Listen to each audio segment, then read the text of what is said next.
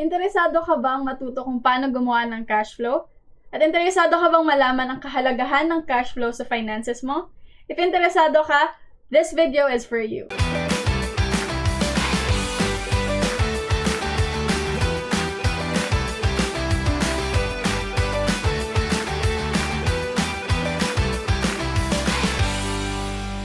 Hello mga ka-investa! So, para sa mga hindi pa nakakilala sa akin, ako nga pala si Kai. You can follow me sa Investagrams platform natin, which is @Kai. And gumawa na rin ako ng mga series of videos before. And kasama ko yung partner ko doon na si Carla. And yun yung personal finance series namin. And for today, i-continue lang natin yun. And tuturuan ko naman kayo gumawa ng cash flow. And throughout the video, i-explain ko yung kahalagahan of having cash flow sa finances nyo. So, let's go! So, ano nga ba yung cash flow na at ano yung importance nito? So, for me, importante yung cash flow para sa akin kasi nakikita ko yung buong finances ko throughout the year. You can use anything. You can use Excel. You can use yung columnar na sa accounting before. Yung 10 columns. You can use that then Google Sheet. Before I use Excel, pero ngayon since naka-combine na yung finances namin ng fiancé ko and ayun, I do our finances. Syempre, ginawa ko na siya ngayon sa Google Sheet kasi yun nga, pwede ko rin siyang ma-share sa kanya and nakikita niya yung mga yung buong finances namin. Lahat ng adjustments na gagawin ko. So, hindi na need na parang transfer ng file. So, ayun. Real time siya na nag-update, no? Since masanay kasi talaga ako sa Excel, ipapakita ko siya sa inyo using Excel. So, let's get to it. So, bubuksan ko lang yung Excel ko. And so, what I would normally do is same lang din dun sa mga laging sinasabi ng mga financial advisor, which is yung income minus savings is equals to expense. So, ang magiging laman lang talaga ng Excel nyo would be, yun, 3 parts lang siya, which is income, then savings, and then yung expenses nyo. So, with cash flow kasi, you get to view, you get the overview ng entire finances nyo for the whole year. Ngayon, ipapakita ko kung paano ko gawin yung 2021. Pero hindi, syempre, hindi yung actual figures ko. So, ito example lang. Pero, we are going to start the 2021 para isang buong year natin siyang gagawin. Makikita nyo kung magkano yung naging expenses nyo for that year. Magkano yung naging savings nyo for that year. So, mas beneficial talaga na meron kayong cash flow kasi you get to see everything in terms of finances nyo. Yung cash flow is parang forecast siya ng mga incomes na makukuha mo for that year, mga magiging expenses nyo. So, isa lang siyang forecast, pero it is a guide for you monthly to live kung ano lang yung sinet nyo na mga amounts per expenses and dun yung mga amounts sa savings nyo. So, ang una kong gagawin is, yun nga, ilalagay yung income. Yan. So, ano-ano ba yung mga income na pinagkukunan mo? So, if you are working, you get salary. If meron kang online business, let's say, nagsha-Shopee or naglalazada ka. So, lagay mo din dyan, online business. And if for now, yan pa lang yung mga sources of income mo, that's okay. You can put like few spaces below pa para, let's say, throughout the year, magkaroon ka ng ibang business like nakapag-franchise ka or nagbukas ka ng ibang mo pang online businesses. So, lagay lang natin dyan siya just to give us an overview. And then, ilalagay ko dito yung total. So, ang meaning ng sa total na to would be yung total amount ng income mo for that specific month, for that specific cutoff. So, dito naman sa may bandang taas, ang ilalagay ko would be yung cutoff. Like, for example, ako, sumasahod ako 15th and 30th of the month. So, lalagay ko dyan, let's see, January 15. Oops, 15. And then, next would be January 31st. Yan. And so on and so forth. So, sige, try natin.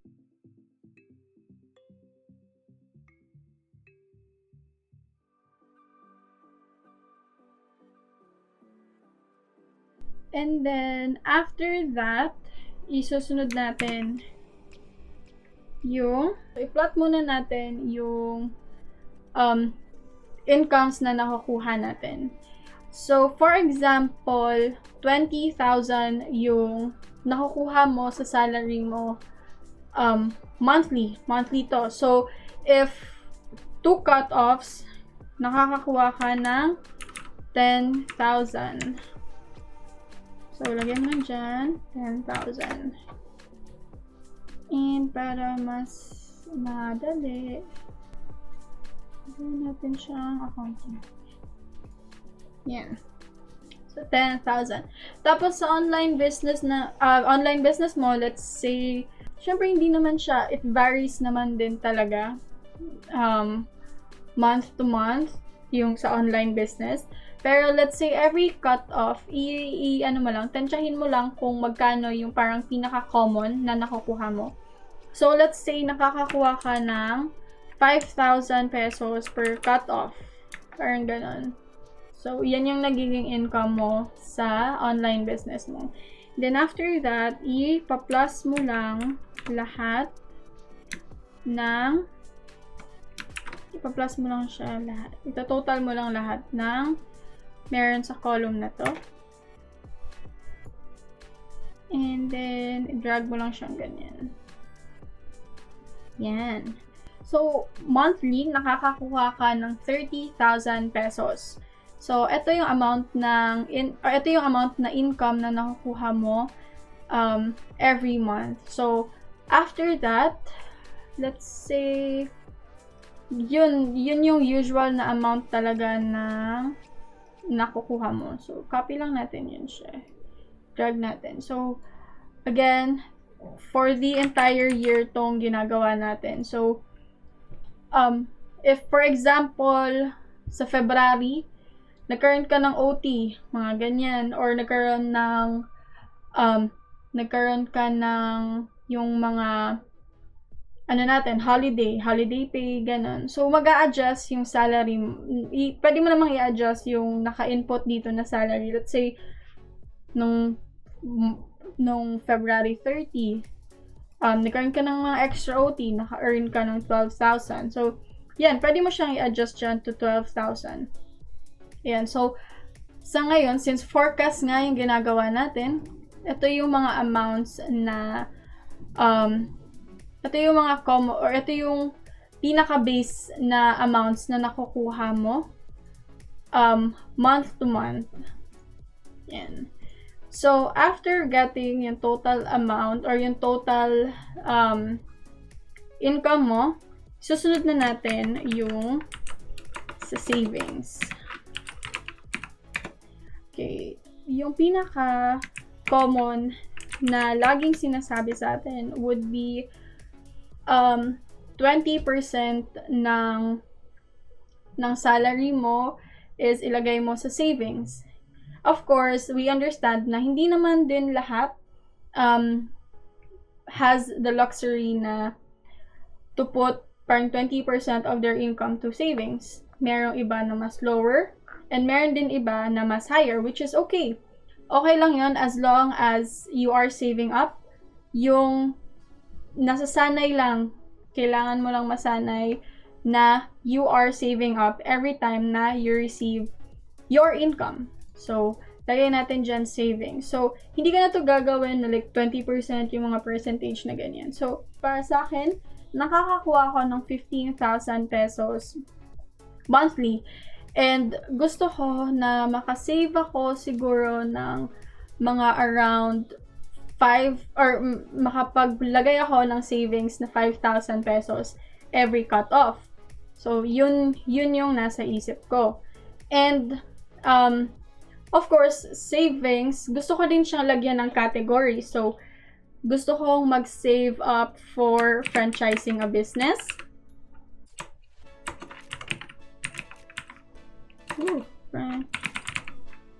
Yan, for franchising a business. Gusto ko rin mag-save up para sa travel ko for that year. And, of course, gusto ko din mag-save up for my fun. Let's say, gusto kong bumili ng bagong gamit or meron akong nakitang sale sa Lazada or sa Shopee. So, meron din akong for fun. And then, syempre, ayaw naman natin na limited lang yung income na napagkukunan natin. And, of course, as we get older, we need to get more other sources of income pa. And, dun napapasok yung pagbe-business natin. And, of course, yung investment natin. And, syempre, investments, hindi naman siya no risk at all. So, kailangan maglaan tayo ng specific fund para sa investment natin para kahit ano man yung mangyari dun sa yung sa amount na yon, hindi tayo left na parang walang-wala na talaga. So, it's a fund for your investment. So, it can be stock market, it can be other businesses na pwede mong makita, partnership with your friends, yung mga ganon. And, of course, ang pinaka dapat na hindi natin makalimutan as a category sa savings natin would be our emergency fund. So ito yung pinaka-importante na category for our savings. So, yan ang dapat hindi mawala talaga as a category sa savings natin. Kasi, having an emergency fund, ito yung kampante tayo na kahit ano man yung mangyari sa atin, kung ano man yung mangyari sa family natin, wag naman sana, knock on wood.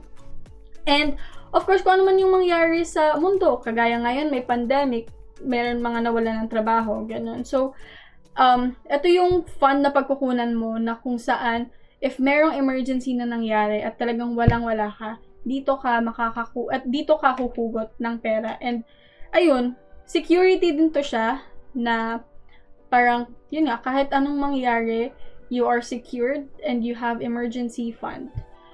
And prepared ka sa kahit na anumang sakuna. Yan, sa 5,000 pesos ko na isi-save up, meron akong 5 categories para sa savings ko. So, ngayon, pwede mo ilagay, let's say, tigo 1,000 yan sila, every cut-off, maglalagay ka.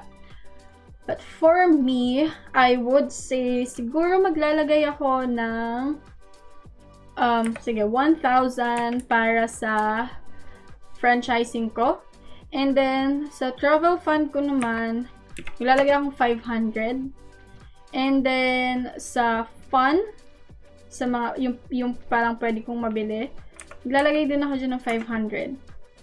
So, na-cover mo na yung 2,000. So, 3,000. So, dito ko siya ilalagay ngayon, yung tig 1,500. There. So, after nyan, ilalagay mo lang yung total for your savings. So, again, bold mo lang yan siya. And then, what you do is, lagyan mo lang siya ng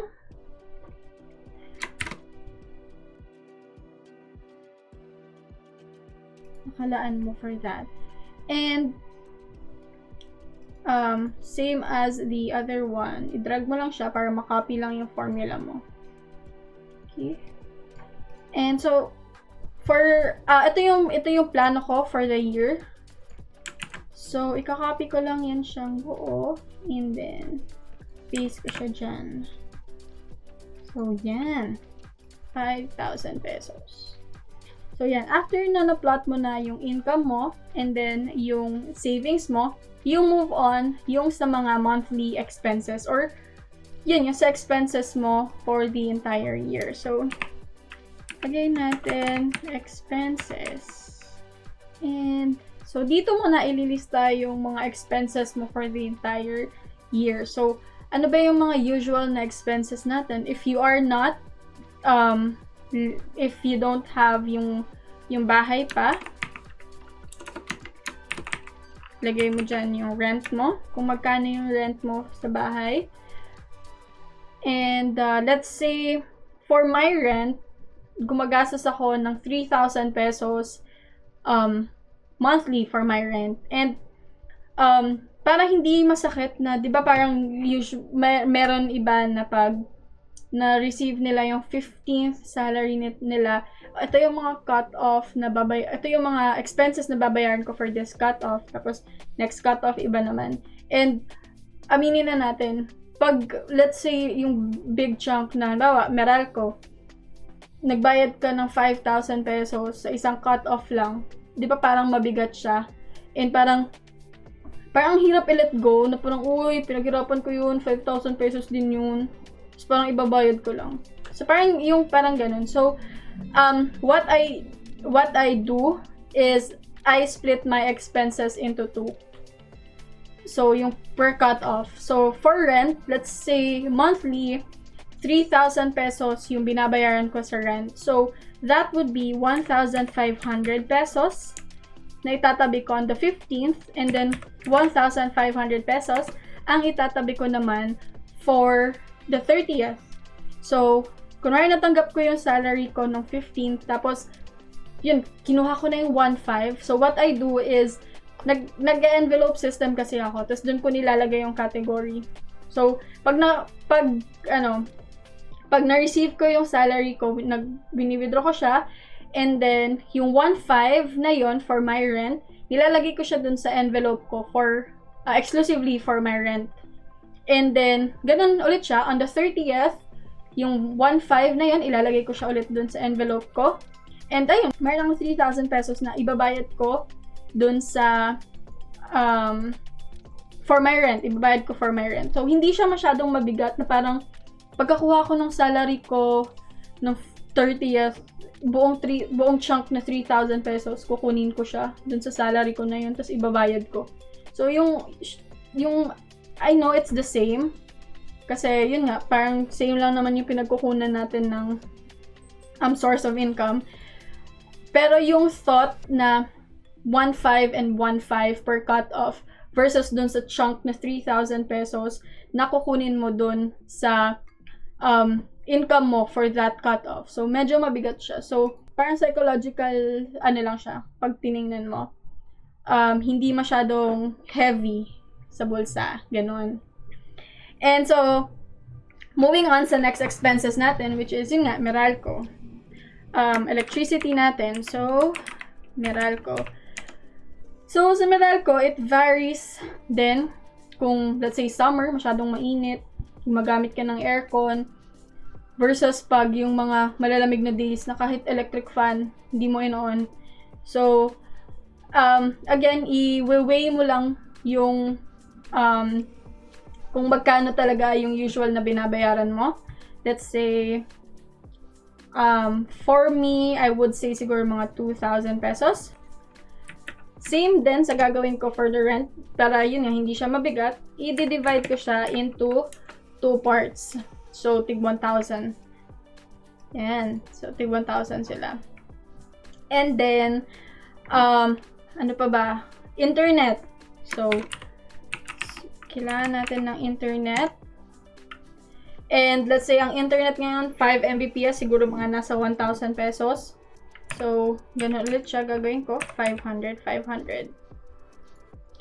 And, what else? Water bill.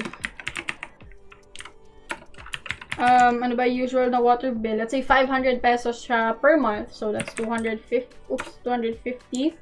So, we move on sa next aspect. So, ano pa ba yung iba? Transportation.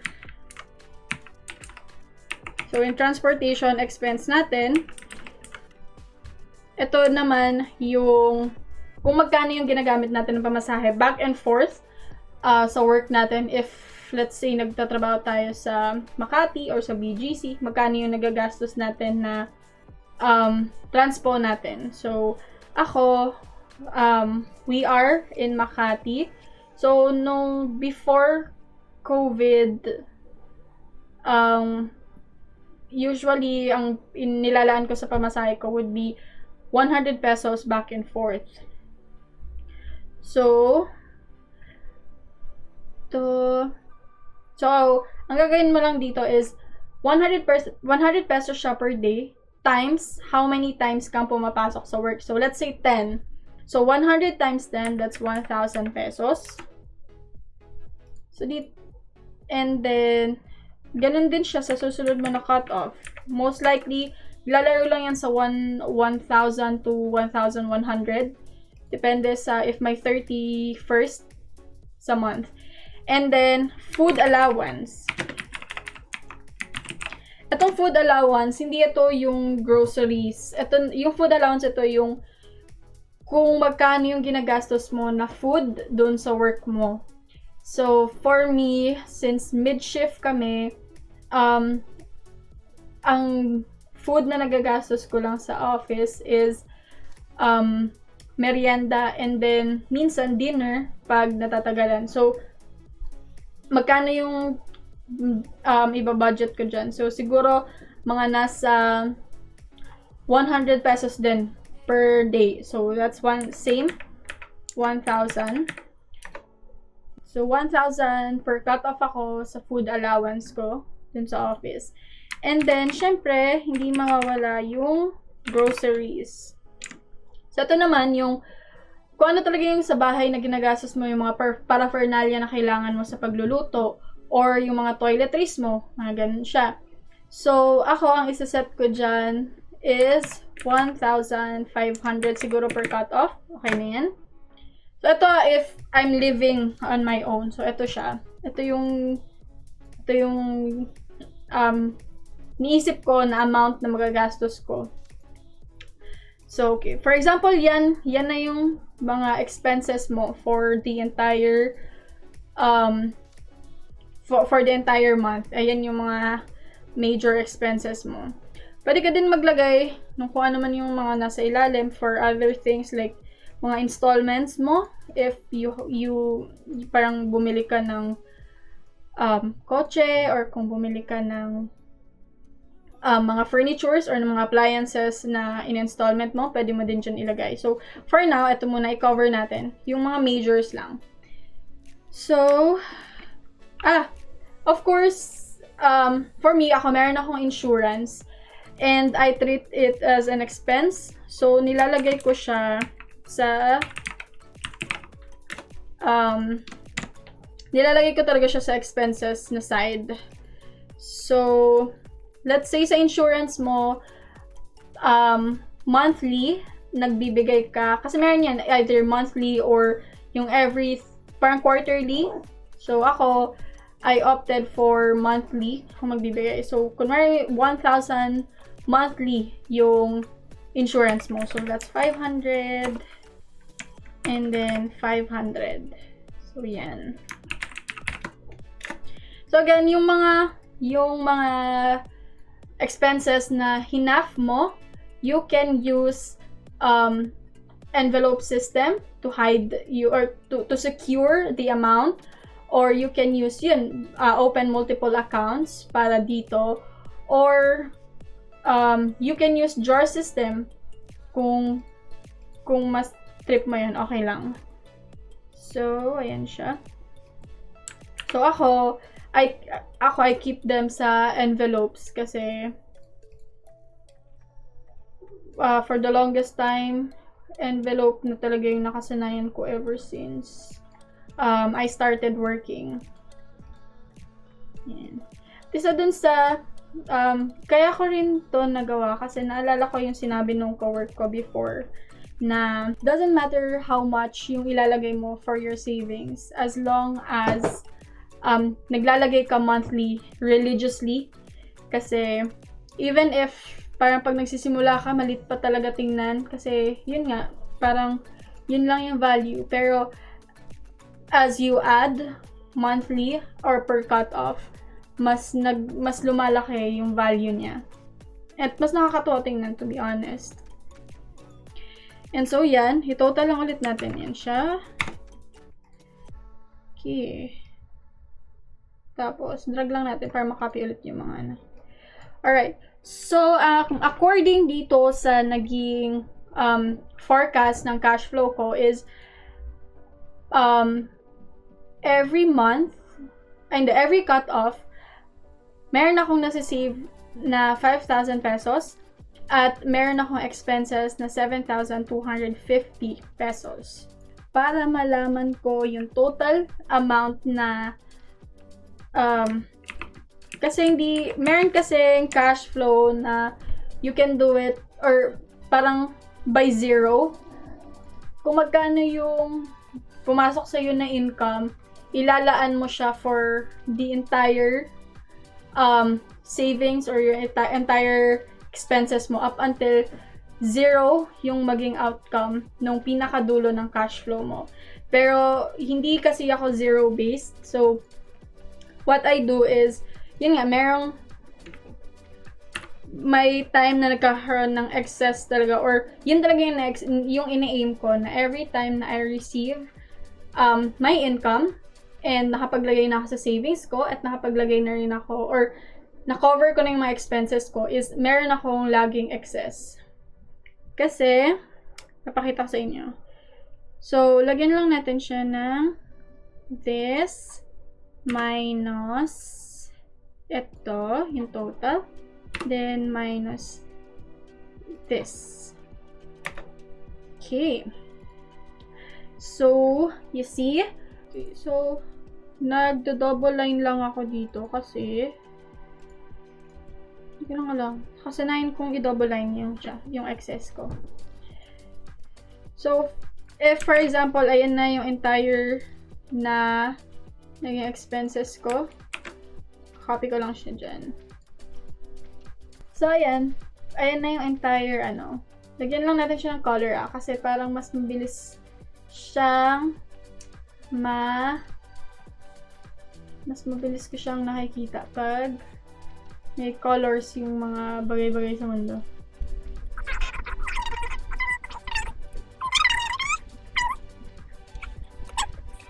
And so, ayun nga, panay 2,750 dito, which is, yun yung i-adjust natin ngayon. So, excess, so what I normally do, or what I do is, etong excess for January, i-add ko siya sa income ko on January 30th. So, what I do is, ito, i-adjust ko to.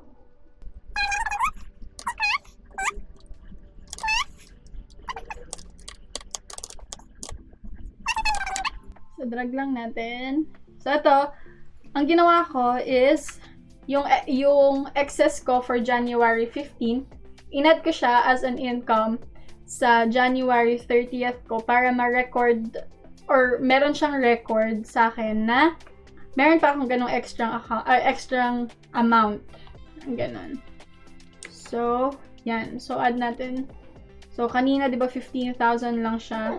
Tapos, nagkaroon ng plus 2,750. So, drag lang natin yan siya. Yung sa excess na part, yung pinaka masayang tingnan dito. Kasi, it shows na if you stick dito sa plano mo, or nagkaroon ka lang ng mga minor changes, either bawas or dagdag, by the end of the year. So, if for example, nag-stick ka sa plan na to, nag-add ng few thousands yung income mo, nagkaroon ka ng other income, so mag-a-add up pa yan. And, yun nga, by the end of the year, meron ka pang extra na 66,000 na makukuha dun sa yearly na income na nakukuha mo. So, ang galing, diba? Kasi na-cover mo yung savings mo. Nakapag-save ka ng total of 120,000, which is kinategorize mo into 5. So, okay, ox na yon. And then, na-cover mo din yung mga expenses mo. Now, eto mga minor expenses, or ito lang pala yung mga major expenses natin day to day. Ito yung mga needs natin. So, pwede kang mag-add ng kung ano pa yung mga ginagastos mo dyan. Let's say, meron kang mobile plan, add mo din dyan. Yun nga, kagaya ng kanina, yung mga installments, i-add mo lang siya dyan. And then, so eto, yung sa ginawa natin, by end of the year, pag nag-stick ka sa plan mo, you get to earn 66, or you get an excess of 66,000 on top pa doon sa naging 120,000 na savings mo for yung 5 categories mo. So, di ba, sobrang laki niya. And pag nakikita ko kasi yung ganito ko, very rewarding yung feeling na pag nakita ko na, uy, nakapag-save ako ng ganitong amount sa for my actual saving, and na-cover ko lahat na expenses ko, bayad ako lahat, and by end of the year, meron pa akong extra na 66,000 na pwede kong gamitin for my investment. Let's say, nagsa-stock market ka, ganyan. So, by end of the year, meron kang 66,000 pesos na pwede mong idagdag dun sa buying power mo, or kaya meron kang 66,000 pesos na pwede mong i-add for your franchising naman. Diba? So, ito yung kahalagahan nung pagkakaroon ng cash flow, kasi na-overview mo lahat-lahat ng finances mo. So, tayo kasi, ang nakasanayan natin would be if makaka-receive tayo ng salary natin, and then dinidivide lang natin siya into, yun nga, yung sa expenses natin. And by end of like few hours, siguro after mo ma-receive ng salary mo, or few days, sasabihin mo, wala na akong nakita dun sa pinaghirapan ko, or dun sa income ko. Kasi, yun nga, hindi mo nakikita kung ano yung mga naging expenses mo, at kung saan ka nakakapag-save up. And very rewarding na makita mo na, let's say, very rewarding na makita mo na, ito pala yung pinaglagyan ng pera ko.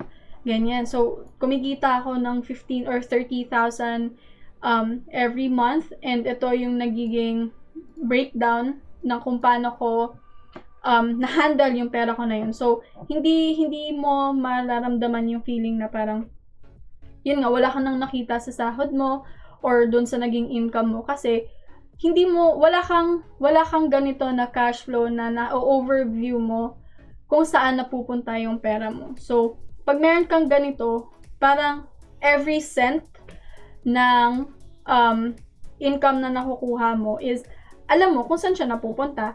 And ayun nga, by end of the year, aware ka kung ano yung mga nagiging expenses mo, and if you need to adjust to, let's say, masyado na akong napamahal for my groceries, kailangan kong mag-adjust. Paano ko ba i-adjust to? Paano ko ba mami-minimize pa yung gastos ko na to for me to earn more money?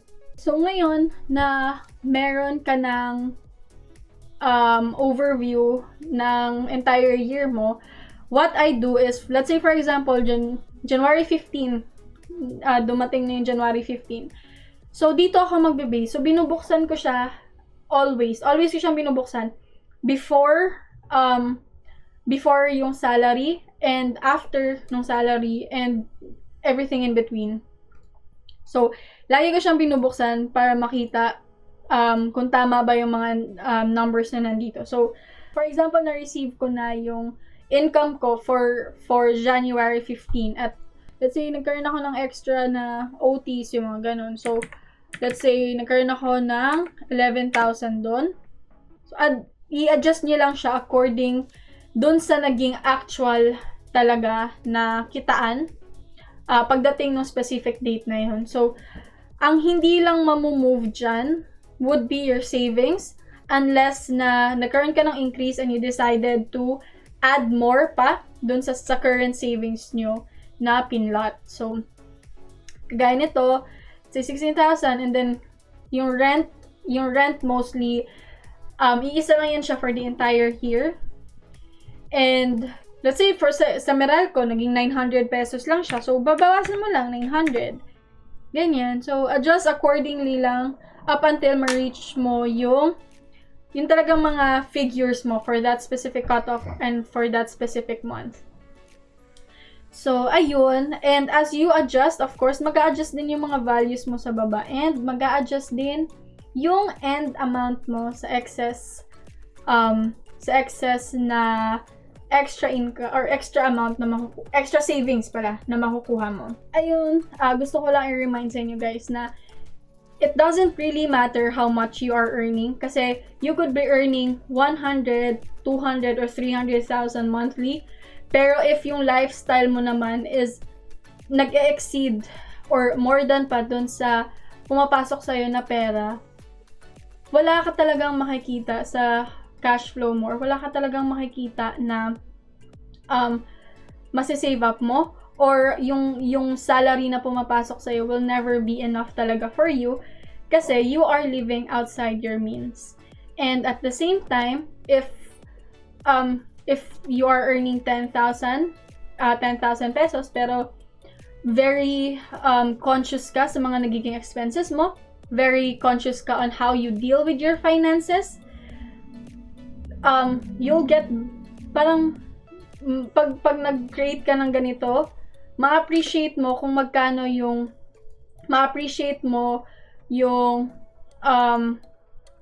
nagiging income mo pala yearly. And makikita mo doon na, yun, yung mga pagtitipid mo really pays well or will really pay off kasi makikita mo yung excess na pwede mong gamitin for your investments, plus makikita mo yung progress ng savings mo para dun sa mga pinagsisave upan mo, let's say yung sa franchising mo, parang ganun, by end of the year meron kang ganitong amount, so pwede ka na mag-open ng franchise business mo and yun yung pwede mong gamitin for or yun yung pwede isa mo pang pagkuhanan ng income for your next year's cash flow naman. So imagine niyo if this yung plano na to goes well sa franchising business mo, magkakaroon ka ng 24,000 pesos na pwede mong gamitin to franchise a business. I know, very little lang siya. Pero, again, pwede mo pa namang i-adjust yan kasi meron pa din namang papasok sa'yo na pera throughout the entire year. So, kung halimbawa, 66,000 na excess plus yung 24,000, pwede ka na makapagbukas nun ng ano ba? Master Siomai or Siomai House. Yung mga ganun, which is, yung pagbukas mo ng business na yun yung pwede mo pang i-add dito sa income part mo para sa next year mo naman na cash flow. And that's it mga ka-investa. I really hope na meron kayong natutunan sa video natin for today. And if hindi ka pa gumagawa ng cash flow, I really hope na simulan mo na siya at sanayin mo na yung sarili mo kasi it doesn't make sense sa una. Lalo mga first few times mo siyang gawin, parang magulo. Pero I assure you, once you get the hang of it, very helpful siya sa psyche mo pag nakikita mo yung finances mo. And very beneficial siya when you're feeling down, na parang feeling mo wala nang nararating yung financial journey mo. So, tingnan mo lang yung cash flow mo and how well you did. Very helpful siya sa feeling when you are parang working towards your financial freedom kasi ayun, makikita mo yung buong figures mo and ayun, I really hope na simulan mo siya at para dun sa mga nag-start na, sana may nakuha kayo na bagong idea or bagong technique sa paggawa ng cash flow. Thank you so much for finishing the video, and if you like the video, please don't forget to hit the thumbs up button. And kung gusto mo naman siyang i-share sa mga families and sa friends mo, make sure to share the video to them. And kung hindi ka pa nakasubscribe sa YouTube channel namin, make sure to hit that subscribe button and that notification bell para alert ka every time na may ilalabas kaming bagong video. Thank you and bye-bye!